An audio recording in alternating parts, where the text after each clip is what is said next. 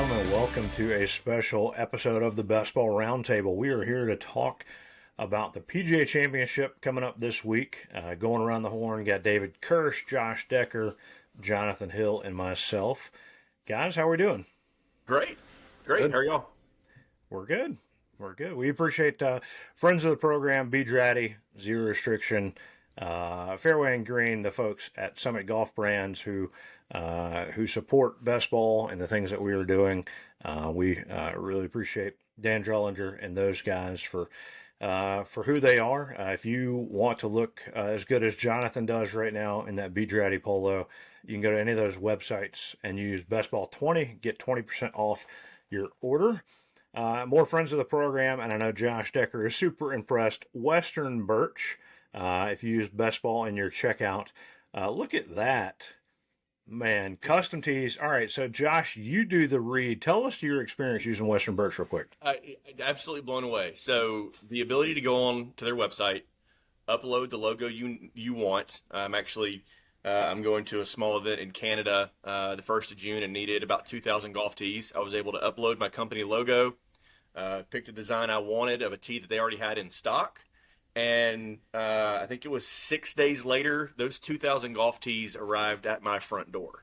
And the pricing was incredible. I had to kind of go outside the company rules and regulations to use Western Birch, but it was absolutely worth it because I was going to pay nearly 3x for the tees that I was supposed to use through the company store.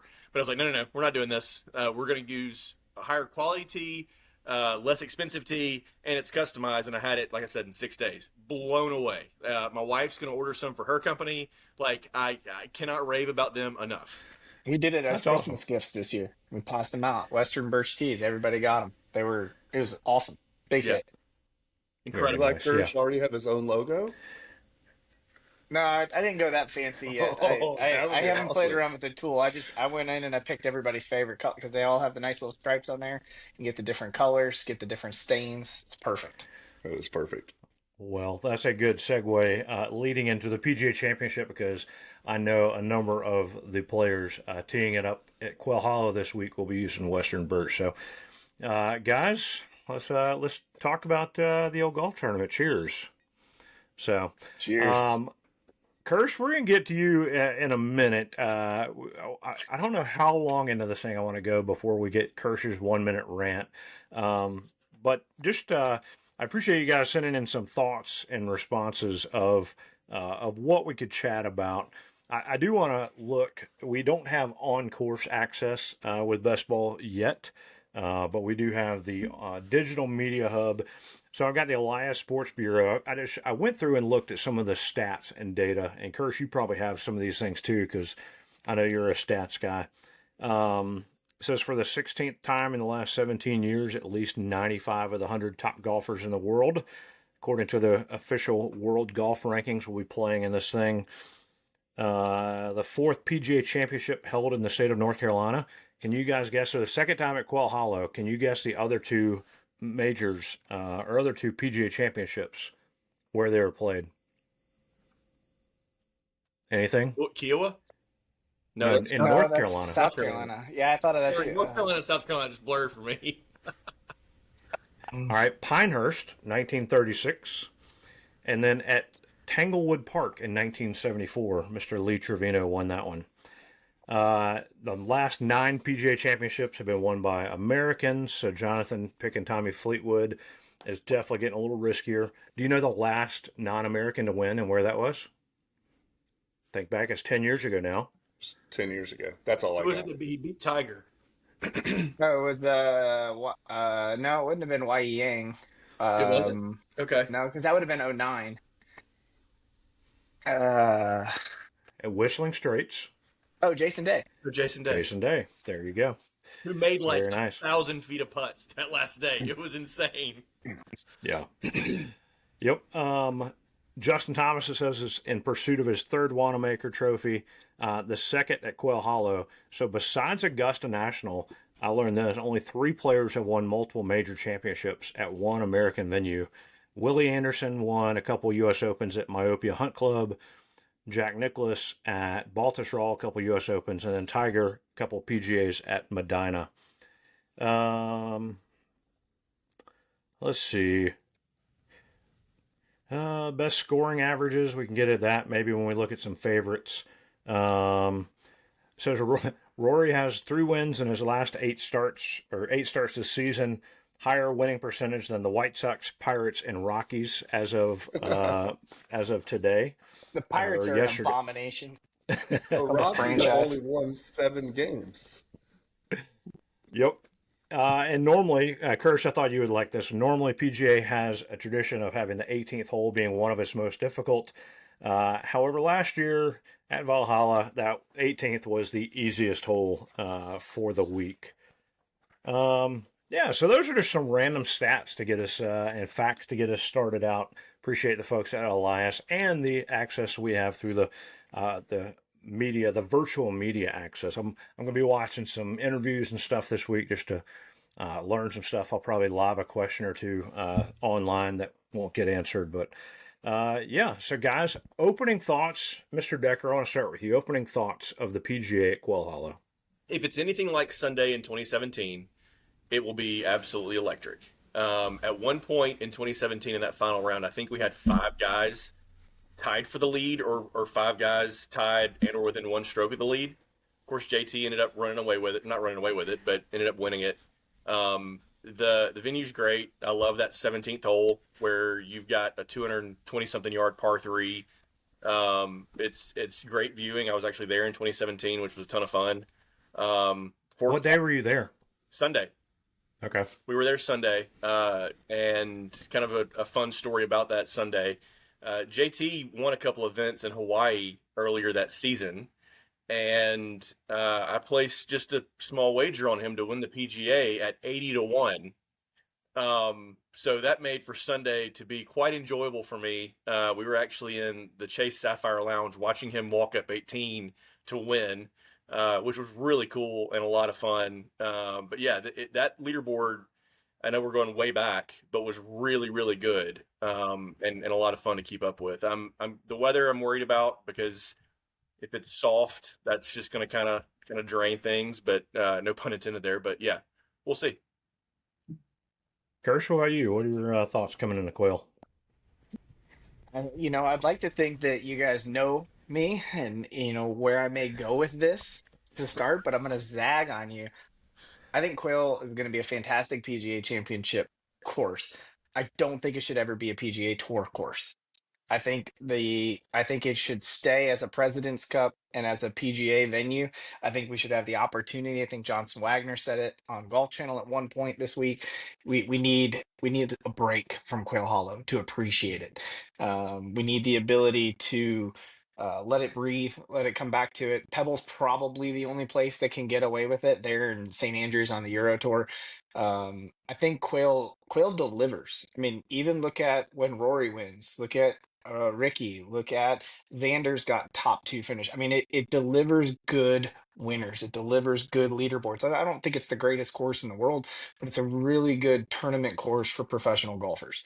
And I think that's what you're looking for in a venue. And I think it asks different questions than other things. I just don't think they need to host a major at a course that's hosting, a tour event every year at the For Italy, exact yeah. same week.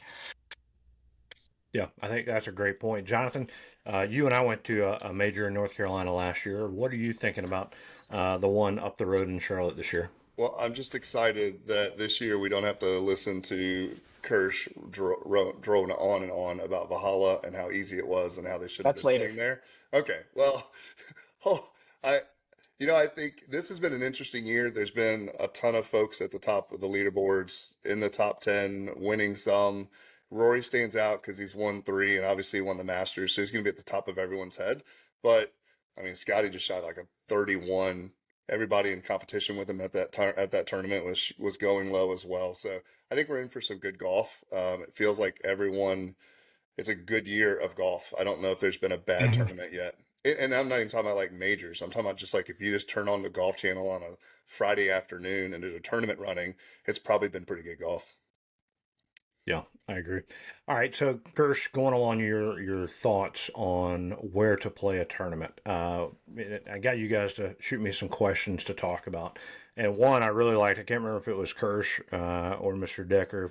Should men and women play majors? Oh, Jonathan, you sent this majors at the same course every year.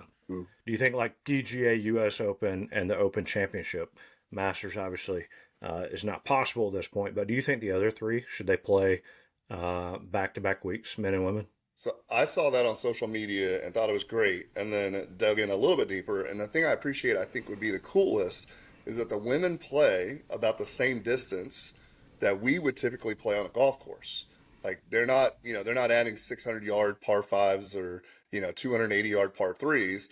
And women, the professional women, hit the ball about as good as a guy that's like a 4 or 5 handicap, right, in terms of distance. I think it would be incredibly entertaining, especially since some of these courses are places you can actually go play.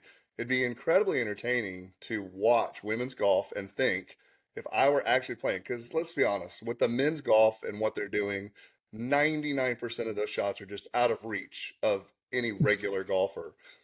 Plus, and I think this was the point that the LPGA lady was making, there's all the infrastructures in place, even down to like the flyovers for each hole. The lines have already been ran for every TV shot. Even if it happened the week after, they already know exactly where they need to fix the divots, where they're going to need the ball's going to land.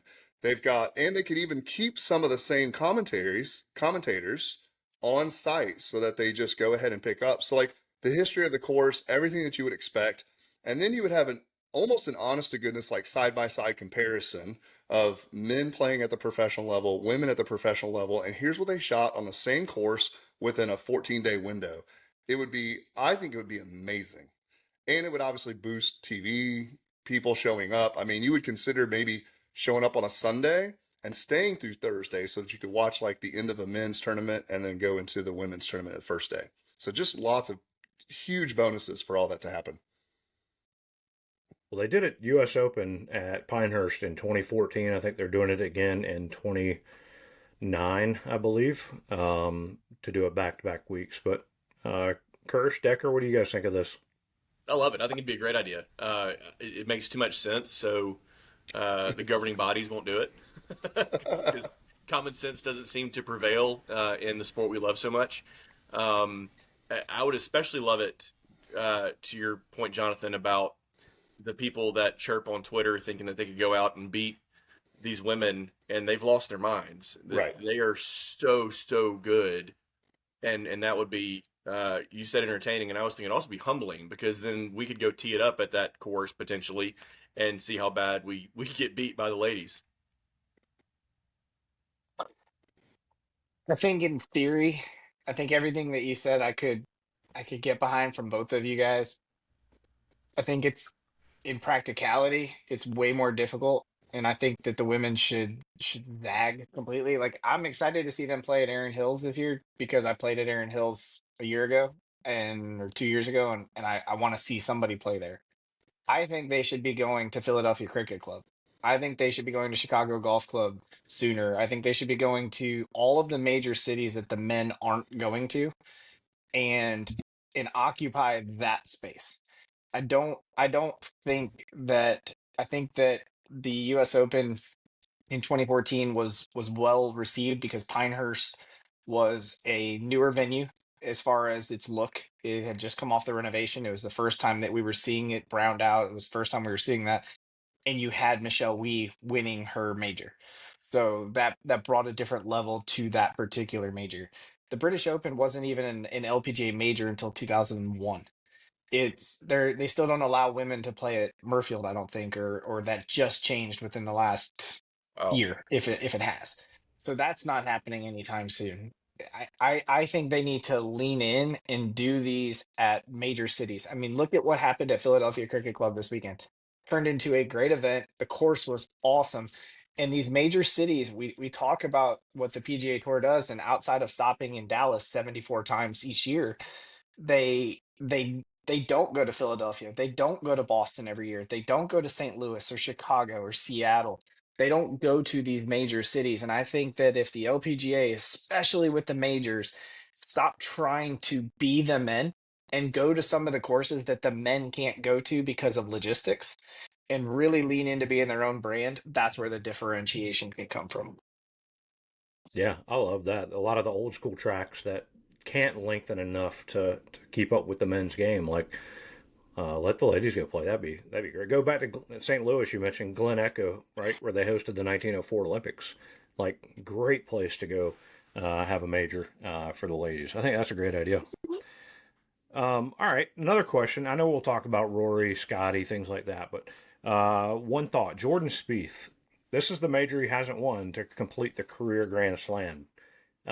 Is he potentially able to do it this week? Do you guys have any thoughts there? Stepping No. on picks. I don't know, but you're stepping on picks because he's my dark horse. Okay. I asked Eli. I said, "What's our hot take?" I said, "You're gonna allow me to have a hot take," and he's like, "Well, we're gonna go with dark horse, and it's Jordan. He's gonna get it done. It's the year of getting it done." And Jordan, he's been kind of playing around. He's been getting better. He's getting better. He was hurt. I mean, we can't act like he just Yeah. threw away the last 18 months. He was hurt for probably at least 18 months in there, so he's getting back to healthy. The, he can actually work the ball both ways, which is actually important at Quail Hollow. It asks you a different question off the tee, but he's the dark horse pick. He's definitely going to finish in the top 25. Okay. He Is finished that a what? Wikipedia top 34th this 25? past week. Finish what? Where he finished what, like 34th this past week? Yeah, it wasn't. Yeah, middle of the pack. I mean, I'd love to see him win. That would thrill my soul to see him win it. Like, that would just be, yeah. Like, Two guys completing the Grand Slam in the same calendar oh my year. gosh. Is the That's Grand Slam overrated? I mean, that would be the question we would have to ask ourselves. No. It will be as soon as Bryson does it. I vote that he gets to win as long as he's mic'd up the entire time, because that would be TV to watch. All right. So, yeah, sorry to ruin your dark horse pick there, but another question one of you guys threw out: would you rather win 7 majors or just win 4, and it be the Grand Slam? I don't think it's watered down to win the Grand Slam. Mm-mm. I would take that because right now you're in a list of what, 5? Yeah, I thought about because I think 7 is a really big differentiate. Like you get ahead of that Mickelson Faldo group at 6. Like 7 is a totally different thing, but so's 4. Like if it's the right 4, that's a totally different thing too. Because Well, Vajana and doesn't to count. that point, Kurt, like, let's pretend JT goes and wins this week. So he will have 3 2.5. majors. Okay, there we go. Yeah. So, like, that are all PGAs? Like, what? Like, okay.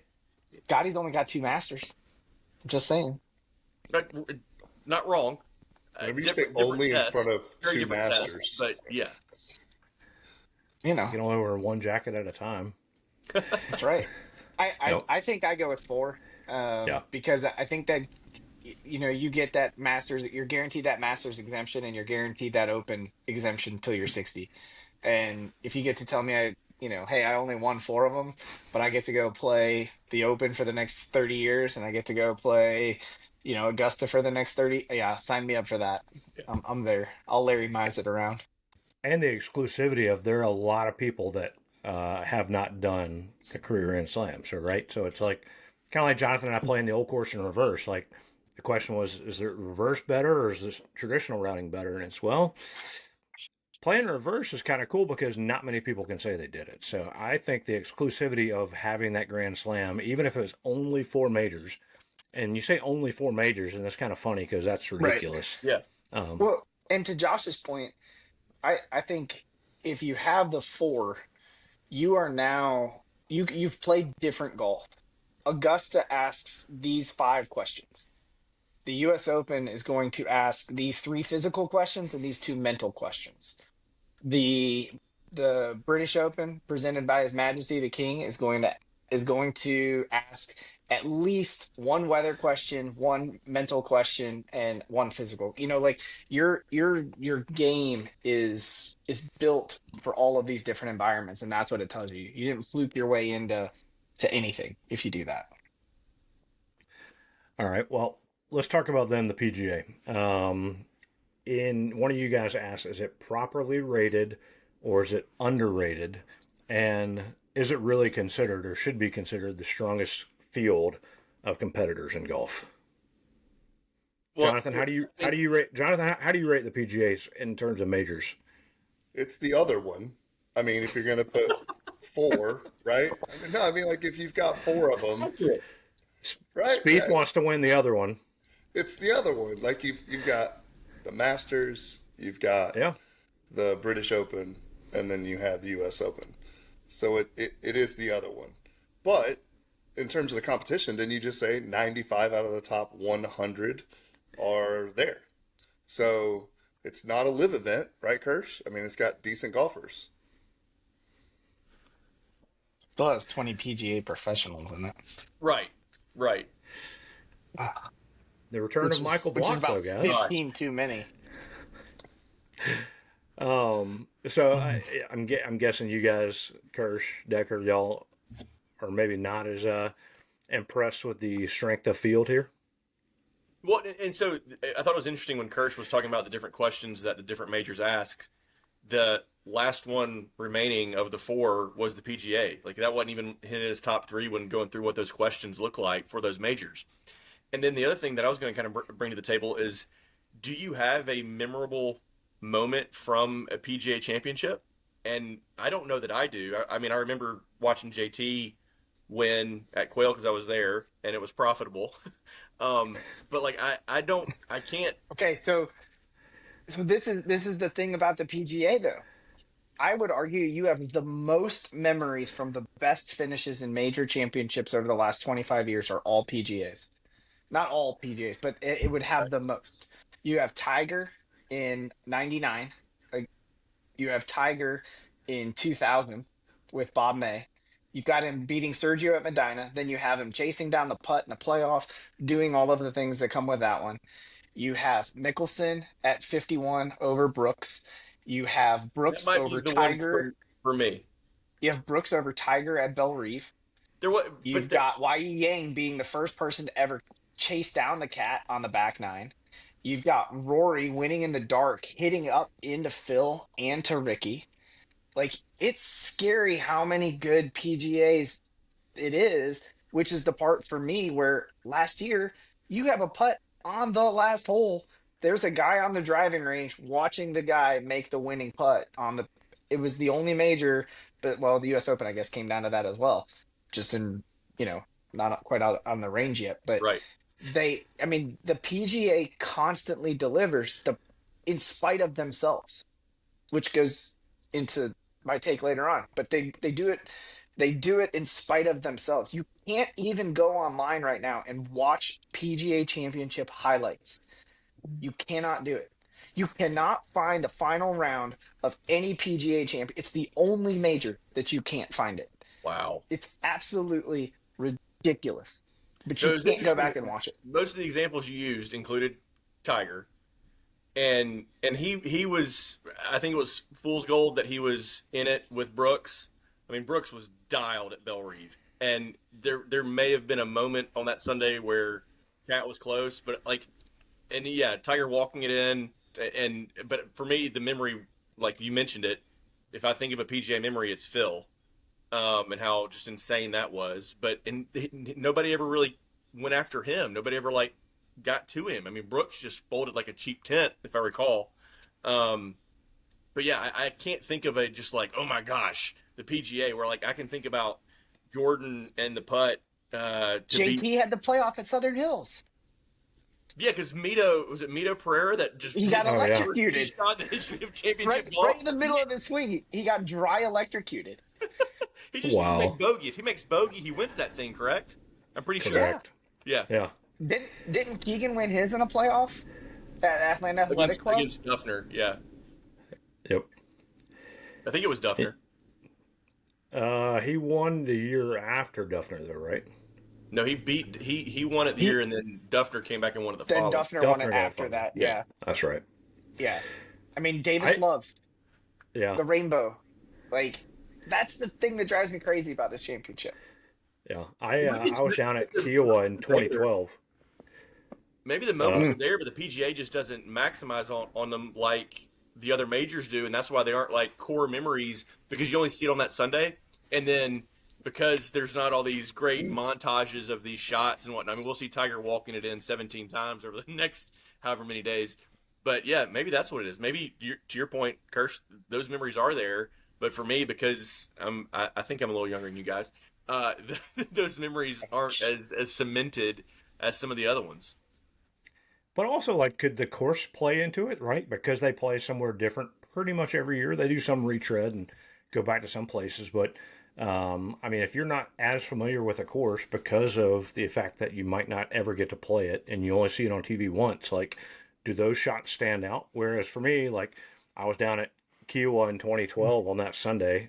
Got to see the second half of the third round because they had storms that canceled the Saturday round. So I saw the rest of the third round and all the fourth round where Rory dominated. But besides that, like some of these other majors, it's like you don't really remember it as well. Yeah, you have the one shot, two shots here that kind of define it, Kirsch, like you were describing. But like the rest of the event, does that But does that's that because they help pick you? bad courses. It's not because they pick different courses. It's because they pick bad courses. It's But would because it they be go to better if they just had Valhalla. a smaller rotation and kept it there? That way you're from, I mean, go to Augusta, we can watch any of the Masters, but and everybody knows every single hole because we see it all the time. But he's right Like if though. they had a handful of Yeah, but them, the right? U.S. Open goes somewhere different all the time. But you know Pinehurst, you know Pebble, you know Oakmont, Corey, you know him, Torrey. Yeah, and that's you like so know I have those no venues. desire to go to Bell Reef, no zero. Like somebody could invite me to Bell Reef, and I'd be like, I mean, we know I'm the yes man, but I'd be like, okay, if my schedule allows, yes. But if somebody's like, hey, do you want to go to Oakmont? I'll be like, yes, I will be there. Like that's a different conversation. Is that more of a Yeah. conversation though, where maybe some of these courses aren't promoting themselves the way that they should? Like you listed iconic courses for the ones that we remember, but the reality is they're also destination courses that are booked out 6 to 12, 18 months in advance, and everyone wants to go play there, and they've created this exclusivity thing. I mean, I understand the PGA clearly isn't doing their job in making it available so it becomes a thing. Well, a great example of kind of I think the path you're going down there, Jonathan, is like the Ryder Cup is returning to Hazeltine in what like 4 or 8 years, and it was just there in 2016. And I understand that courses have contracts with the PGA of America, and that there's all kinds of politics behind the scenes that we aren't aware of. But I'm like, what? Why are we already going back to Hazeltine when there are a plethora of incredible golf courses in the U.S. that could host the Ryder Cup?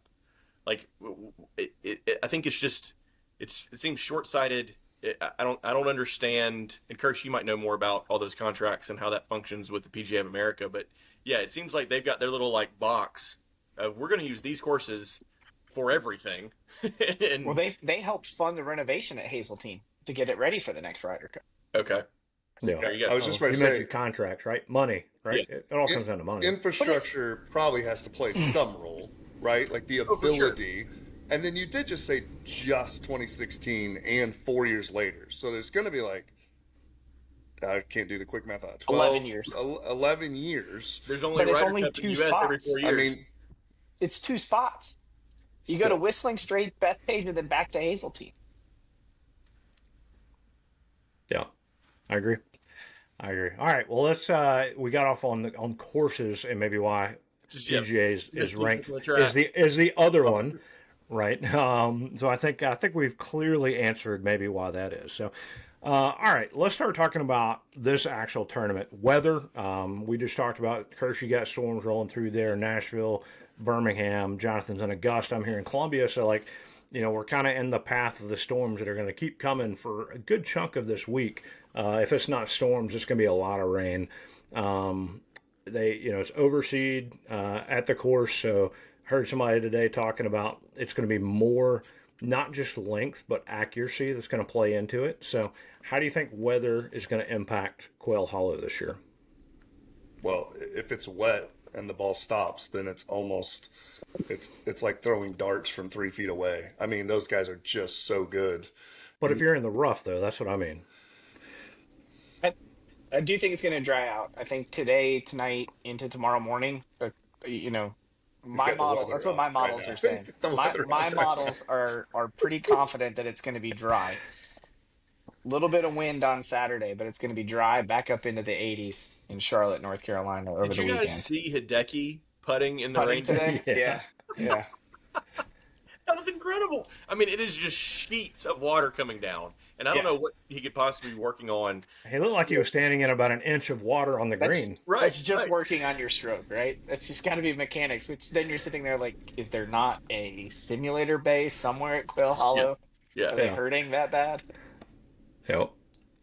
No, I think I do think it'll impact it some. I think there will be some times where we see a ball in the rough, um, and somebody just hacks at it and it goes nowhere, right? Because I think it is thicker than they're used to or than they've seen in the past.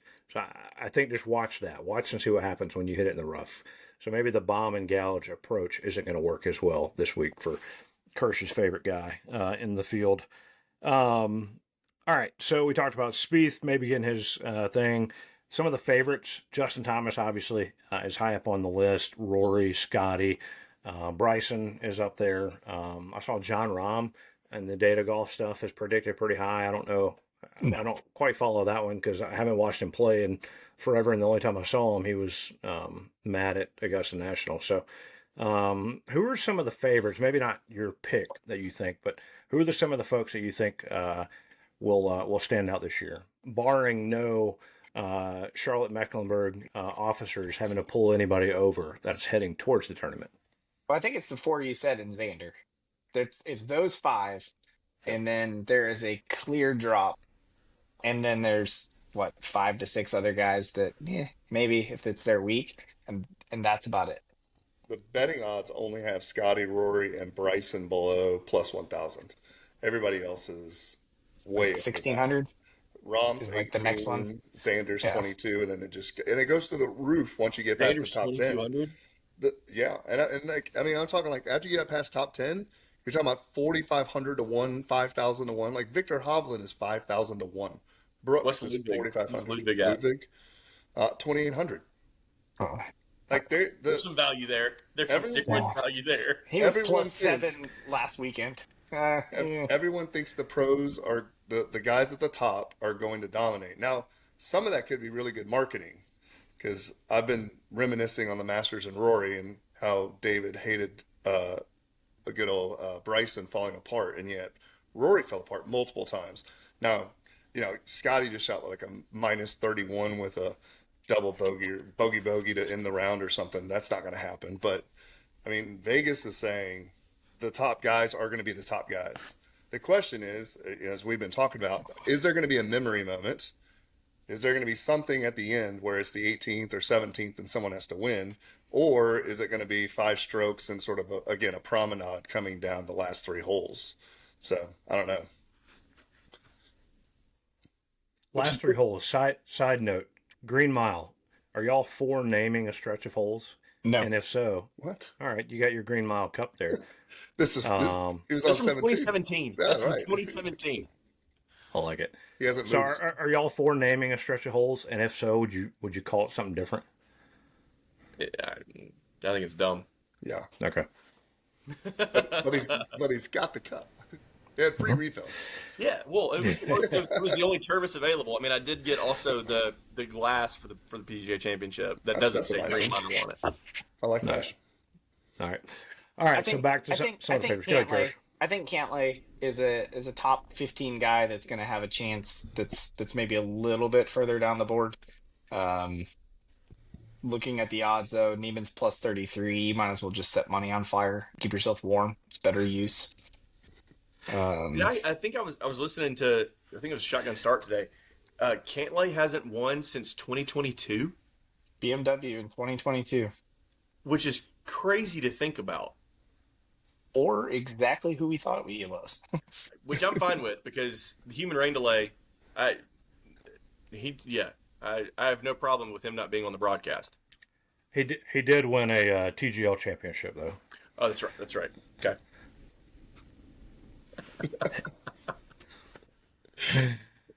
Oh man! All right, Mr. Kirsch.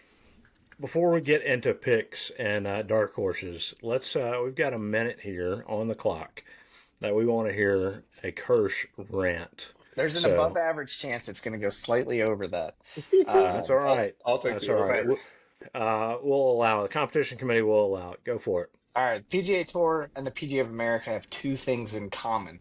One of them is very obvious, and the other one is will surprise you. The one that you may not have picked up on is that they share the same three-letter acronym as part of their name.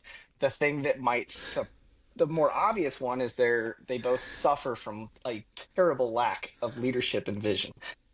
The very first thing that the SSG and the PGA Tour should do at the completion of this year is buy the PGA of America. Reunite the three letters all under one, just like it was prior to Arnold Palmer and Jack Nicklaus in the group, splitting it up. That reunites it. You put the teaching professionals. The PGA of America helps run the tour events so that we have some proper setups and some proper courses picked out throughout the year. We can work together on all of those things, and that is your nonprofit arm of the unified PGA.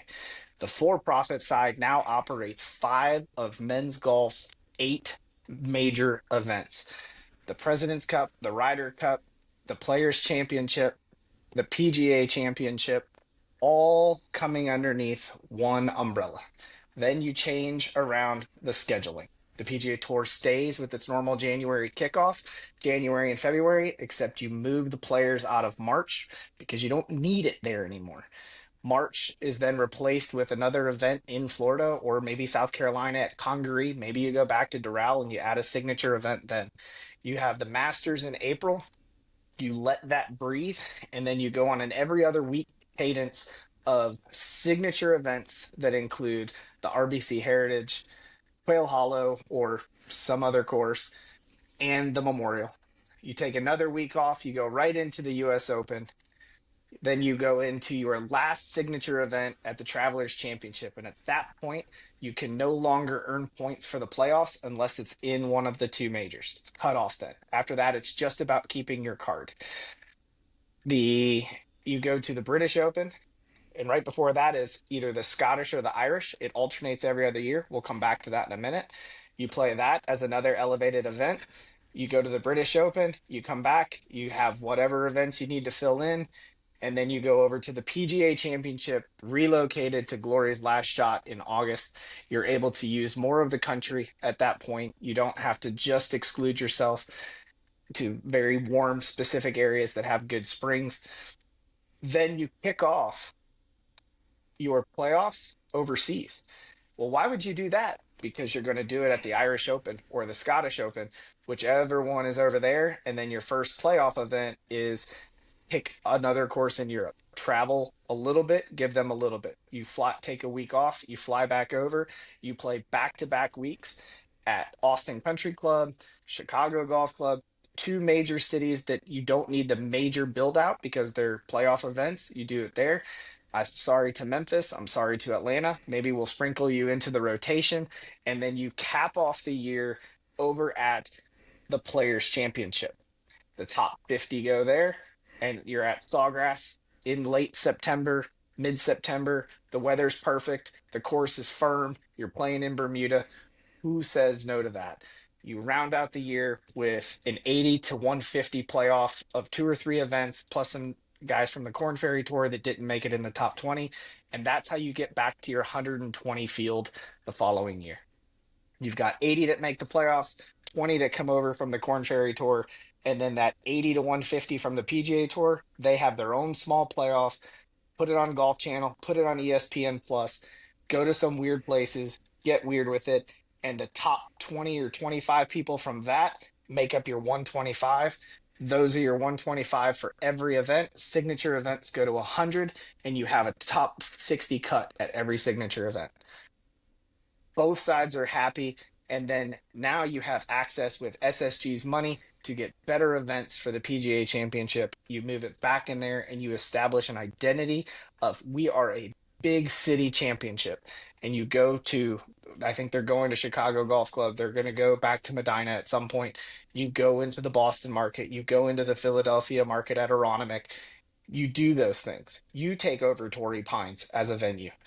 You take over LACC as a venue, move around to those, and reestablish yourself as Glory's last shot, the major city championship, and saving the PGA Tour and the PGA of America blending into one unit.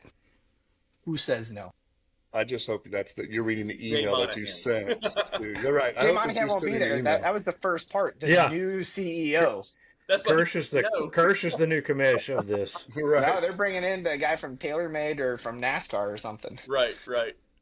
I love Oh it. man, yeah, you're slightly over a minute, but wow, that was awesome. Any initial impressions of that, Decker? Go ahead. My favorite thing was what you said about moving nothing in March, because like you said, nothing in May. Let the Masters, because people are still talking about Rory and how incredible that was, and it's like, whoa, hold on, we already have another major like right now. Like, wait, what is happening?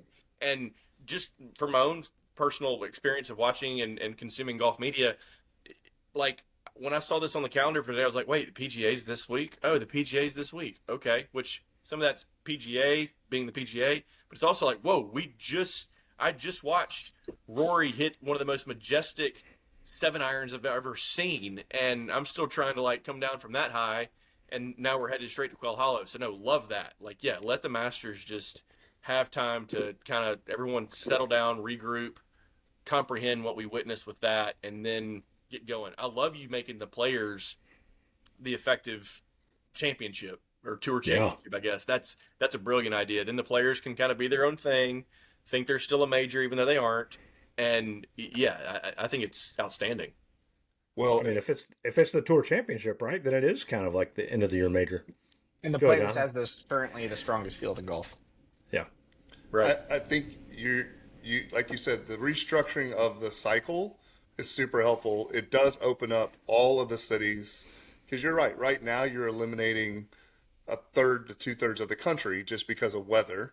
And August and September, you should be safe or at least be able to find those places. And I really like what you said about how you take the top 80 and then you make it almost like this, single elimination challenge or something like that to figure out who's going to keep their tour card for the next year, minus the exemptions, of course. But it gives the Q School folks the ability, the Corn Ferry, all those folks, the ability to get on the tour in some fashion. Because that'd be how many folks you said? Is that 40, 45? Oh yeah, and no more sponsors exemptions. None, or no more than 2. Do you get rid of or put back Monday Qs for anything? Yeah, the non-Siggies can still have them. You can still do it for the Traveler or for the John Deeres of the world. Yeah, you can have Okay. those. But I genuinely think you have those. The first 3 signature events are from the top 100 of the year before, and then everything after that, the only spots are guaranteed are the people that made maybe the last playoff or the second to last playoff spot. So you keep your top 60 because originally I had it where you'd have 80 in that Scottish Open / first playoff event somewhere over there, and then you'd come back and you'd have 70, then you'd have 60, and then the players would just be the top 50 from that year. You could get I love everybody what you around said pretty about- quick. I love what you said about how to fill the last 25 spots. Yeah. Yeah. Find some place and make it weird, and we imagine having like a 10-for-1 playoff for who's going to be the 25th guy. Like that. You want to bring the big break back? Come on, guys. Here's how you're getting on. That would be And then awesome. you immediately elevate the Corn Ferry Tour too. And then the Corn Ferry Tour gets a little bit more money. It gets a little bit nicer courses. It properly you think about the Australian Open in tennis. I still think tennis is broken. It's not quite boxing broken, but it's broken. But you get like the calendar is set. January you're gonna have those 2 weeks where you get to watch some either night or early morning Australian Open tennis. Then you have a long break. Then leading into Memorial Day, you're gonna run right into the French Open, and then you're gonna have a little bit of a break, and then you're gonna go into that late July timeframe where you got another 6 weeks off after the French, and you go into grass court season, and then you got another 6 weeks off, and then you go into U.S. Open, and it allows everything to breathe. It allows the transition. Just makes a lot of sense. I like it. Kirsch for commish. That's he's got my vote. So very nice. Thank you, Mr. Kirsch. I appreciate you expounding for us there on that. So, All right, so Quail Hollow, PGA Championship. Let's talk dark horses. Kirsch, we kind of talked about yours earlier. Jordan Spieth, you and Eli combined with the Jordan Spieth pick. I like that. Jonathan, who do you have as a dark horse winning the PGA? Keegan Bradley. Captain. Yeah. That would make things dicey. Right. Like Then all of a sudden he'd probably be an auto qualifier. he's way down the list. And again, I was looking through all the top 10 finishes and things like that this year, and I don't think there's anybody out there that's just going to run away with it, other than the two that might run away with it. Um, so, yep, Keegan. Keegan. All right. How about you, Mr. Decker? Looking down the board. All right, I'll go while you're looking. I got Shane Lowry. Okay. Shane Lowry. He's right around the Spieth odds. He's playing well. Missed out this past weekend on a win there at Philly Cricket, but playing well. Played well with Rory down in New Orleans. So I think Shane gets another major here. When Max Homa won the Wells Fargo, was it the year of the President's Cup, or was it at Quail Hollow? It was at Quail. It was at Quail. It was at Quail. Okay, he kind of found some form a little bit at the Masters. My dark horse is going to be Max Homa. I like it. Yep, and he's got a new caddy in there now, so we'll see how he does. All right. Any closing thoughts before we go to our winners? What would be? Let's do this. Finish this sentence. I've written this down. The 2025 PGA Championship will be remembered for, and this is again before we pick our winners. Jonathan? No one getting arrested. Hey, no, but in all seriousness, can you think about the meetings that are happening this week, both at the entrances, the exits, like a whole nother level of organization has gone into the Charlotte police, the local people, anybody that's halfway related has got to have had a number of meetings. Maybe they put like president flags on the front of all the players' cars, so that way they know exactly who a player is and who a player isn't. And it was kind of a weather-related thing that caused the accident to happen beginning last year anyway. That's so, right. Yep. All right, Decker, what's it going to be remembered for? I think weather. I hope Kirsch's models are correct and that weather isn't going to impact it as much, but it looks like it could be very, very wet. Kirsch? I think it's going to be remembered as another PGA championship with a tremendous leaderboard at an all too familiar course that doesn't bring the excitement outside of that actual leaderboard. Like the finish is going to be better than the championship deserves. I got you.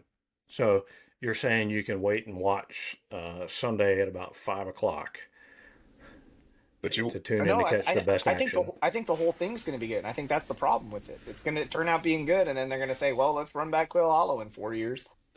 Yeah. it's going to be Well, too good. They're not, well, they could. They've got 26, 27, 28, 29, 30, 31, and then 34. Fields Ranch there in Frisco. Oh, gosh, don't get me started with Has that. 27 and 34. Valhalla's not on there, so I apologize. I told you it's Kirsch. gone. Told you. They replaced it with Frisco, and Frisco's going to be bad. Mark my words. It's going to be bad. We'll see it in a couple years, 2027. It'll be back at the Ocean Course in 2031, so that'll be fun to watch. Proper. All right, so let's go around the horn and give our predictions of who we think is going to be hoisting the Wanamaker and making the top fall off like it does every year. Jonathan? Well, I know who I want to say, but you always get mad at me because I still pick them, and you're bringing stats against international winners. No. Nobody's going to get mad at you. Everybody else loves being right instead of you. Brooks Koepka is my pick this year. I'm going to go with Brooks. Going with an American with a dual passport, dual citizenship. Him and his white Nike polo with the Nike on the wrong side of the shirt. Okay. Kirsch, who you got? It's written on the back. I don't know why they put it there. Yeah, so you can see it in the back. It's good marketing. I give me JT and Rory versus the field. Ooh. Okay. Who And I wins? And I tell you that Bryson finishes top 7. Okay. Yep. I feel This I is feel like you that's have to be able to hit the ball right to left.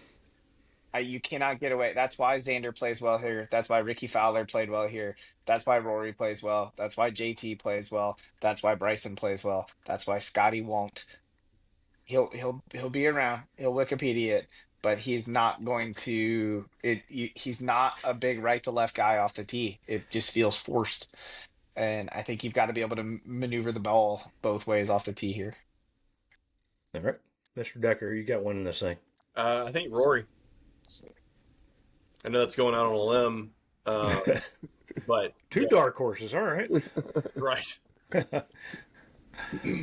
Yeah, I've got Rory as well. So my dark horse and my predicted champion are both Irishmen. Maybe it's because Jonathan and I had so much fun in Cairn that we get a little Irish influence here. But yeah, should be fun to watch. We'll gather again with this crew on Sunday evening and talk about all the things that we got right or wrong, probably more. But yeah, so it sounds like we're gonna have a good week. Hopefully, Kirsch, your weather models are correct and the weather holds off, so that we still get a few days with good golf viewing. Anybody going? I turned down Jonathan, tickets today. did you? Yeah. I've got a Okay. friend in town who's going up with some of his kids, so I'm excited for him to be there. Yeah. Well, Yeah, we have somebody another. going, but we passed.